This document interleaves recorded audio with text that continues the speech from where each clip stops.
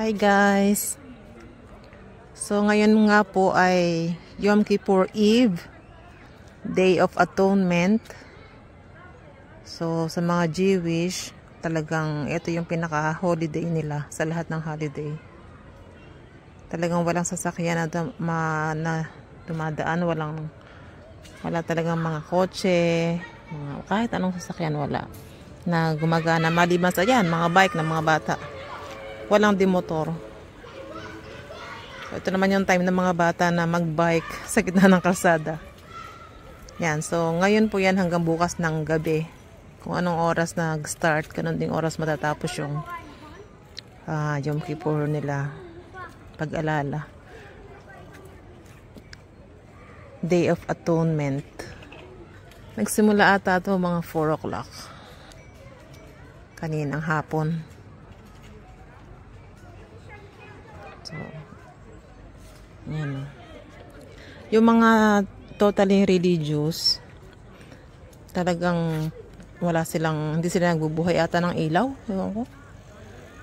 Yung talaga mga orthodox, wala silang ilaw, walang cellphone, hindi nila ginagamit. Hindi sila gumagamit ng electricity.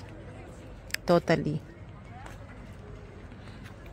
Ayan, pero dahil nga dito naman sa part namin hindi naman religious. So yun, ito yung time na malayang maglakad-lakad sa kalsada nang walang inaalalang baka mahagip ng sasakyan. So yan. Doon sa medyo taas doon, malamang ang daming mga bata doon nagbabike. Ito konti lang dito